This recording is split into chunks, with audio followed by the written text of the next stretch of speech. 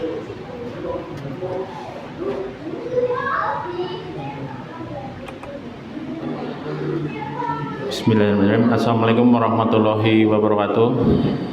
Alhamdulillahirabbil alamin wa bihi nasta'in umuri din wamatin. Wassalatu wassalamu ala asrofil anbiya'i wal mursalin wa ala alihi wa sahbihi ajmain amma ba'du. Puji syukur kepada Allah Subhanahu wa taala yang telah memberikan kita kesehatan, kesempatan sehingga kita dapat melaksanakan sholat Jumat berjamaah di Masjid Baitul Karim dalam keadaan sehat walafiat. Salawat serta salam tak lupa kita curahkan kepada junjungan Nabi besar Muhammad SAW beserta keluarga, sahabatnya, dan para pengikutnya yang setia sampai akhir zaman. Sebelum khotib naik mimbar akan saya bacakan laporan dari keadaan kas Masjid Baitul Karim. Saldo kas 10 Januari 2025 sebesar Rp955.367. Adapun pemasukan 10 Januari 2025 infak sebesar Rp188.000. Untuk pengeluaran Rp100.000. Adapun untuk rekap saldo kas plus pemasukan Rp1.143.367 dikurangi pengeluaran Rp100.000. Total saldo kas per 17 Januari 2025 sebesar Rp1.043.367. Terima kasih kepada para jamaah atas infak yang telah diberikan. Semoga bermanfaat dan mendapatkan keberkahan dari Allah Subhanahu wa taala. Amin.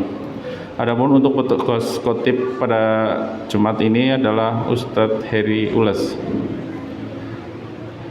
Informasi untuk yang membawa handphone untuk dinonaktifkan, dan yang masih di belakang, duduk di belakang untuk mengisi soft yang ada di depan yang masih kosong. Selanjutnya, adapun untuk kegiatan di Masjid Baitul Karim adalah kegiatan TPA yang dilaksanakan pada hari Jumat, Sabtu, dan Ahad. Dan untuk pengajian bahasa Arab dilaksanakan setiap hari Kamis pada asar. Terima kasih atas perhatiannya. Wassalamualaikum warahmatullahi wabarakatuh.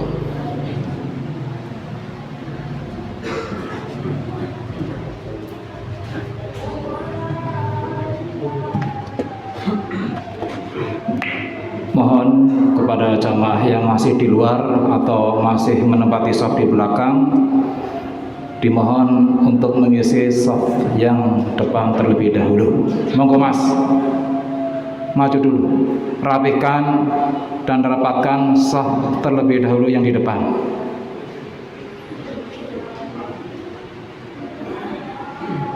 Khatib sedang berkhutbah, diam dan dengarkan, jangan sekali-kali bicara. Mohon untuk anak-anak diam, yang tertib ya.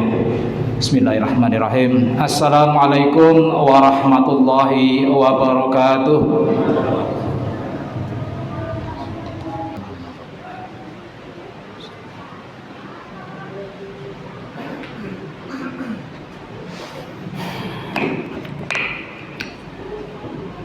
Innal hamdalillah nahmaduhu wa nasta'inuhu wa nastaghfiruh wa na'udzu billahi min shururi anfusina wa min sayyiati a'malina may yahdihillahu fala mudilla lahu wa may yudlil fala hadiyalah.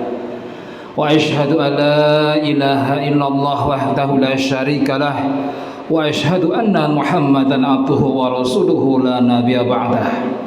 Allahumma sholli wa sallim wa barik ala nabiyyina Muhammadin wa ala alihi wa ashabihi wa man tabi'ahum bi ihsanin ila yaumiddin. Qala ta'ala fil Qur'anil Karim. A'udzu billahi minasy syaithanir rajim. Bismillahirrahmanirrahim. Ya ayyuhalladzina amanu taqullaha haqqa tuqatih wa la tamutunna illa wa antum muslimun. Wa qala ya ayyuhalladzina amanu taqullaha Ya ayyuhalladzina amanu taqullaha wa qulu qawlan sadida yuslih lakum a'malakum wa yaghfir lakum dzunubakum wa may yuti'illah wa rasulah faqad faza fawzan 'azima. Amma ba'du. Ma'asyiral muslimin yang berbahagia, segala puji bagi Allah dan salawat serta salam kepada Rasulullah menjadi dua hal yang penting untuk mengawali majelis ini. Hal penting selanjutnya adalah berwasiat takwa yang menjadi kewajiban bagi khatib untuk senantiasa sampaikan kepada para jamaah sekalian, karena berwasiat takwa memang menjadi rukun dalam khutbah Jumat. Apabila rukun dalam Jumat ditinggalkan termasuk wasiat takwa, maka konsekuensinya adalah tidak sah ibadah sholat Jumat yang dilaksanakan. Oleh karena itu, marilah kita tingkatkan dan kuatkan ketakwaan kita kepada Allah Subhanahu wa taala sebagai wujud penghambaan kita kepadanya yang menumbuhkan rasa takut pada diri kita untuk melanggar perintah-perintahnya. Kuatnya ketakwaan juga bisa diukur dari kemampuan kita menjalankan seluruh perintah Allah Subhanahu wa taala. Takwa akan menjadikan kita masuk ke dalam golongan orang-orang yang beruntung dan masuk ke dalam surganya Allah, sebagaimana ditegaskan dalam Al-Quran surat An-Naba ayat 31. Innal muttaqina mafaza, sesungguhnya bagi orang-orang yang bertakwa adalah kemenangan di surga. Ma'asyiral muslimin rahimakumullah, di antara tanda-tanda orang yang bertakwa telah disebutkan dalam Al-Quran surat Al-Baqarah ayat 3. Bismillahirrahmanirrahim. Alladzina yu'minuna bil ghaibi wa yuqimunas sholata wa mimma razaqnahum yunfikun, yaitu orang-orang yang beriman pada hal yang gaib, menegakkan sholat dan menginfakkan sebagian rezeki yang kami anugerahkan kepada mereka. Artinya, yaitu orang-orang yang beriman pada hal yang gaib, menegakkan sholat dan menginfakkan sebagian rezeki yang kami anugerahkan kepada mereka. Dari ayat ini kita bisa memahami bahwa orang yang bertakwa itu percaya kepada hal yang tak tampak mata dan juga tidak bisa dirasa dan direkam oleh indera, serta tidak bisa dinalar secara akal manusia.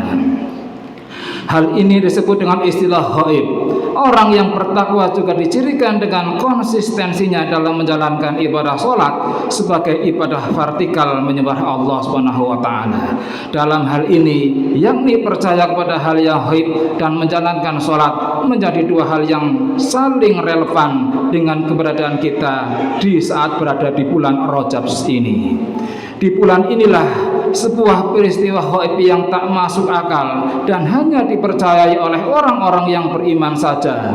Terjadi suatu peristiwa, yaitu peristiwa Isra Mi'raj Nabi Muhammad SAW. Peristiwa ini menjadi peristiwa ghaib yang harus diterima oleh keimanan kita terlebih dahulu sebelum akal kita. Pengertian Isra ini sendiri adalah perjalanan Nabi Muhammad SAW dari Masjidil Haram di kota Makkah ke Masjidil Aqsa di Palestina yang kurang lebih berjarak 1.500 km.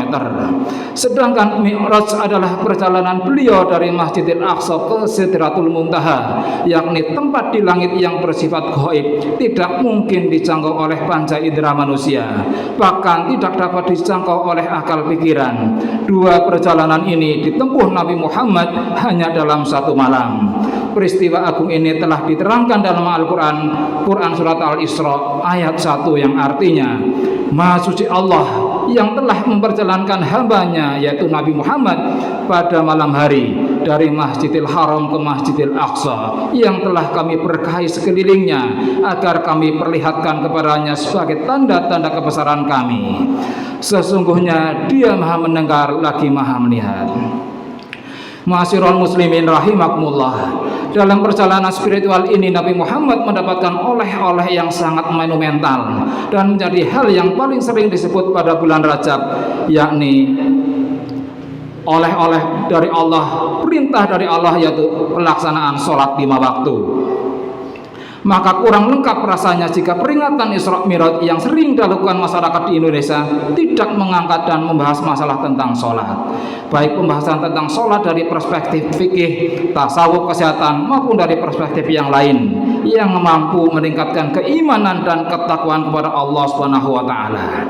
Pembahasan tentang sholat ini penting untuk diingatkan kembali kepada umat Islam pada bulan Rajab sebagai upaya untuk menguatkan kembali kesadaran bahwa sholat adalah suatu kebutuhan bagi umat Islam, bukan hanya sekedar kewajiban saja. Mengapa kita butuh? Karena sholat menjadi salah satu media penting untuk mendekatkan diri dan menyembah Allah Subhanahu wa taala. Dengan sholat kita telah menunjukkan komitmen untuk menjalankan misi utama diciptakannya manusia ke dunia, yaitu untuk beribadah. Hal ini sudah disebutkan dalam Al-Quran surat Az-Zariyat ayat 56, wa ma khalaqtul jinna wal insa illa liya'budun, yang artinya tidaklah aku menciptakan jin dan manusia kecuali untuk beribadah kepadaku. Ma'asyiral muslimin rahimakumullah, dalam pelaksanaan sholat sendiri penting untuk diingatkan oleh kita semua untuk senantiasa mengedepankan kualitas sholat, bukan hanya kuantitas sholat saja.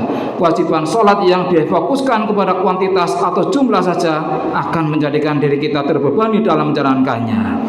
Jika kewajiban sholat kita kerjakan dengan mengedepankan kualitas, maka sholat yang dilakukan akan benar-benar bisa dinikmati dan akan berdampak pada perilaku serta kualitas kehidupan kita. Rasulullah SAW pernah mengingatkan dalam hadisnya yang diriwayatkan oleh Imam Ahmad, yang artinya akan datang suatu masa menimpa manusia banyak yang melakukan sholat padahal sebenarnya mereka tidak sholat. Hadis ini mengingatkan kepada kita untuk senantiasa menjalankan perintah ini dengan sempurna, mulai dari aspek fikihnya sampai dengan aspek hakikatnya dari sholat itu sendiri. Dari sisi fikih, kita harus mengetahui syarat dan rukun sholat dan beberapa hal lain terkait seperti cara berwudu, waktu-waktu sholat dan sejenisnya. Terminologi sholat ini sendiri adalah ibadah yang terdiri dari beberapa ucapan dan perbuatan yang diawali dengan takbir dan diakhiri dengan salam dengan syarat dan rukun tertentu. Sementara dari sisi hakikat, sholat memiliki dimensi ibadah rohani yang di dalamnya berisi doa-doa untuk mendatangkan ketenangan dan ketentraman jiwa. Allah berfirman, yang artinya, dan berdoalah untuk mereka, sesungguhnya doa kamu itu menjadi ketentraman jiwa bagi mereka, dan Allah Maha mendengar lagi Maha mengetahui. Selain berbuah ketenangan jiwa, sholat juga akan membuahkan ketentraman bagi orang lain. Mengapa? Karena orang yang melakukan sholat dengan benar akan membuahkan komitmen untuk tidak berbuat hal yang keji dan mungkar. Hal ini disebutkan dalam Quran surat Al-Ankabut ayat 45, yang artinya, bacalah Nabi Muhammad kitab Al-Quran yang telah diwahyukan kepadamu dan tegakkanlah sholat.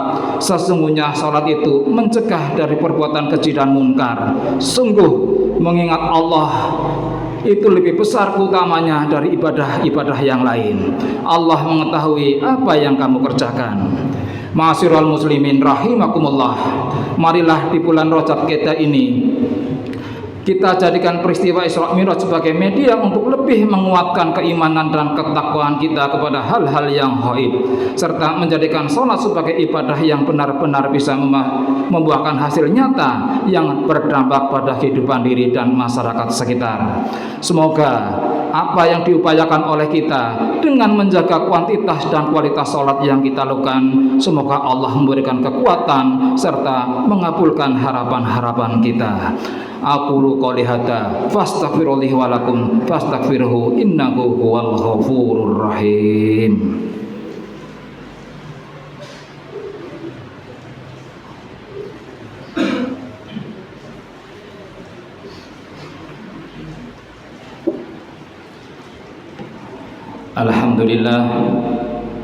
Alhamdulillahilladzi hadana li hadza wa ma kunna linahtadiya an hadanallah. Asyhadu an la ilaha illallah wa asyhadu anna Muhammadan abduhu wa rasuluh. Allahumma shalli ala Muhammad wa ala ali Muhammad. Ya ayyuhalladzina amanu taqullaha haqqa tuqatih wa la tamutunna illa wa antum muslimun. Ma'asyiral muslimin jamaah Jumat rahimakumullah. Marilah pada kesempatan khutbah yang kedua ini kita sebagai umat Islam berkewajiban untuk menjalankan sholat maktubah atau sholat 5 waktu yang telah ditentukan dan ditetapkan waktunya oleh Allah Subhanahu wa Ta'ala. Janganlah kita menjadi orang Muslim yang melalaikan sholat. Janganlah kita sebagai seorang Islam yang tidak menjalankan sholat, karena kewajiban kita adalah beribadah. Salah satunya adalah ibadah secara khusus, yaitu yang telah dibebankan kepada kita, yang telah diwajibkan kepada kita, yaitu menjalankan sholat wajib 5 waktu dalam sehari semalam. Maka dari itu kita berkewajiban untuk menjalankan sholat tersebut, khususnya bagi kaum laki-laki. Marilah kita makmurkan masjid kita, datangi masjid kita setelah azan berkumandang, karena azan berkumandang hakikatnya adalah panggilan Allah kepada kita, yaitu panggilan untuk melaksanakan sholat berjamaah, bukan sholat sendiri di rumah. Kalau laki-laki sholat sendiri di rumah menjadi laki-laki yang solehah, atau solehah itu yang dipredikatkan kepada kaum perempuan, karena hakikatnya amal yang akan dihisab pertama kali atau yang dihitung pertama kali adalah amal sholat kita. Marilah ma'asyiral muslimin rahimakumullah, mumpung ruh masih di badan kita, mumpung nafas masih di depan kita, akan kapan lagi kita melaksanakan perintah sholat?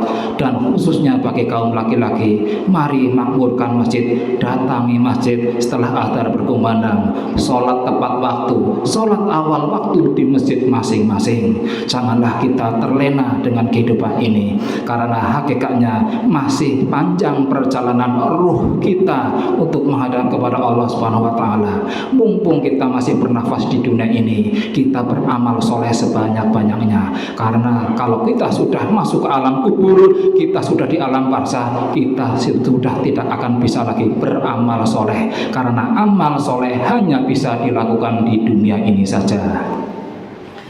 Maka dari itu marilah jamaah rahimakumullah, kita mohon kekuatan, kita mohon keikhlasan hati kita, supaya hati kita diberi oleh Allah hidayah untuk menguatkan keimanan kita, hidayah untuk selalu beribadah kepada Allah Subhanahu wa Ta'ala, karena tidak semua orang itu akan mendapatkan hidayah.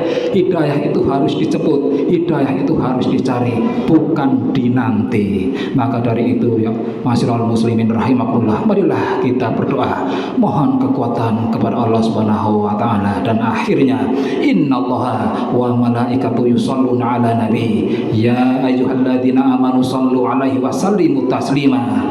Allahumma sholli ala Muhammad wa ala ali Muhammad kama shallaita ala Ibrahim wa ala ali Ibrahim innaka Hamidum Majid, wa barik ala Muhammad wa ala ali Muhammad kama barakta ala Ibrahim wa ala ali Ibrahim innaka Hamidum Majid. Allahumma ighfir lil muslimina wal muslimat wal mu'minina wal mu'minat al ahya'i minhum wal amwat. Allahumma arinal haqqa haqqa warzuqna ittiba'ah wa arinal batila batila warzuqna ijtinaba.